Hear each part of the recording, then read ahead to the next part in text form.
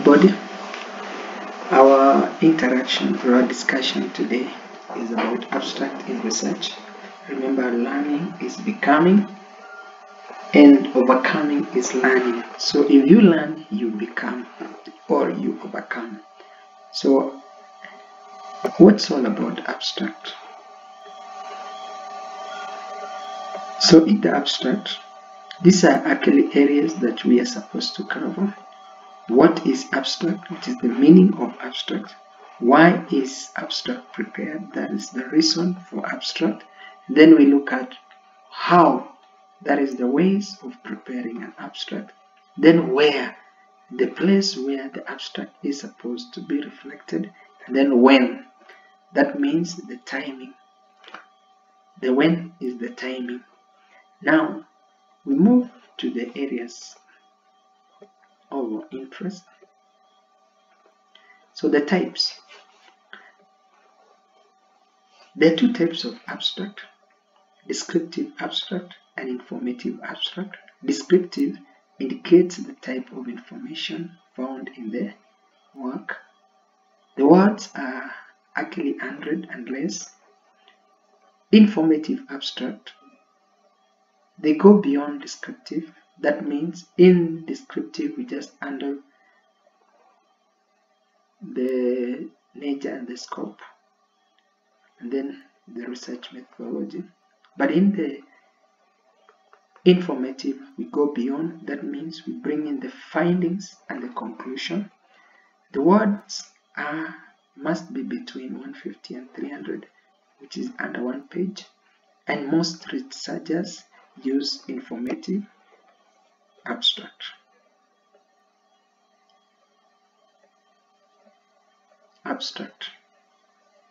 So this is my abstract. In my abstract we look at what, why, how, where, and when.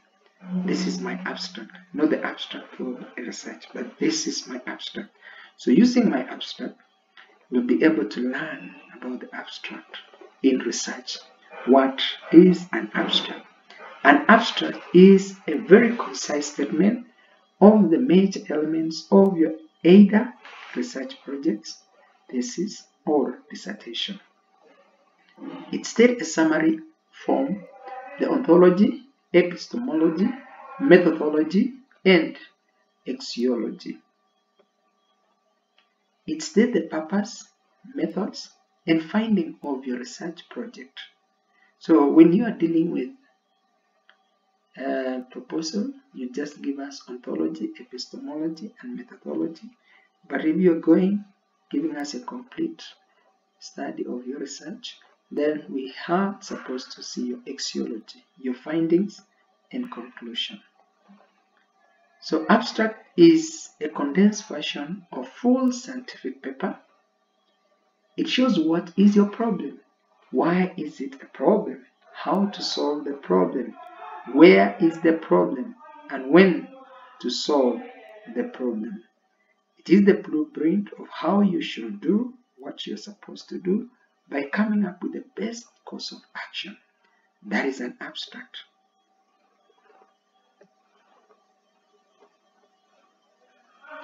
So qualitative qualities, which gives us what is all about the abstract. So for our qualitative qualities, we look at from A, B, C, D. A, the accuracy. It must be accurate. So the information must be measurable. You can give prediction, you can give forecast. Must be brief. The information must be short and to the point. That means we need to be brief, to the point. Then finally, complete. The information covering major areas. So when you talk about major areas, the major areas of the research is 1. The introduction, the research methodology, and findings and conclusion. That gives us the completeness of research. Now we look at why are we supposed to study a research. 1. It will help us. 1 is help you write abstract for publication. So if you're doing publication, You must learn why are you preparing an abstract. Number 2, read. Read abstract more effectively. Assuming that you have been given mandate to go through different research or publication, your aim is first go to the abstract, read through, get the direction, so you become more effective as you go through the research. Then presentation of your information in an accurate, brief, and complete manner. So when you do your presentation, this will be clearly incorporated, will be seen. How is another question that we need to answer. How can we prepare an abstract? 1, it must be complete. Covers major part of your research, and the major part of your research is the nature and the scope, which actually covers 3%. The objectives. What are your objectives? And normally we say your objectives must be SMART. So what are your objectives? What are you aiming? So your objectives covers 7% of your research. Then you come to the research methodology. Your research methodology covers 15%. Your findings. What have you come out with? Your finding must take 70%. Then finally, your conclusion must take only 3%. Your comment and recommendation. Concise. Contain no excess information. So the information that must be contained in your research must be between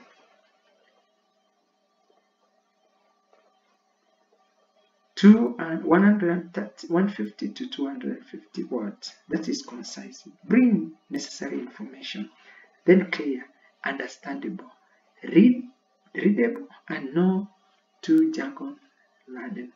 In general, we are saying your abstract must be clear to the point. Give us what is the meat of your study. Give us the skeleton of your study, and we'll be compromised. Before we get there, we have the meat. Cohesive. It must flow. Flow smoothly between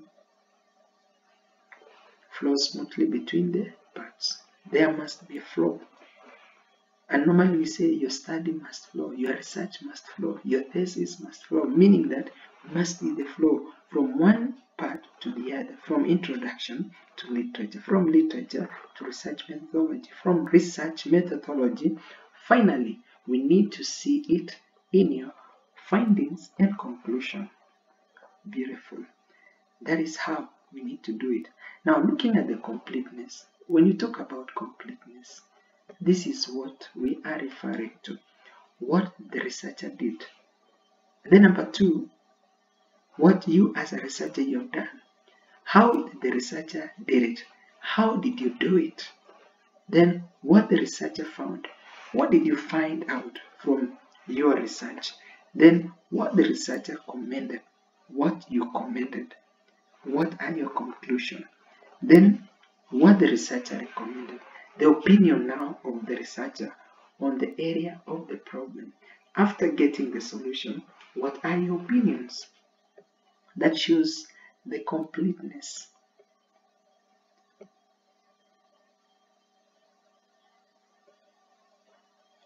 Where is another critical component in our scheme of research? It's normally reflected in the preliminary section of the research. So the preliminary is a coverage of 1, the cover page, then declaration, dedication, then you come to acknowledgement, and then you now talk about abstract. Abstract normally comes before the table of content.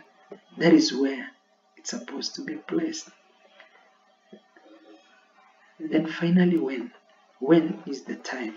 So the timing of the abstract is very critical. The abstract must be written after you are done with your proposal or complete your thesis or dissertation.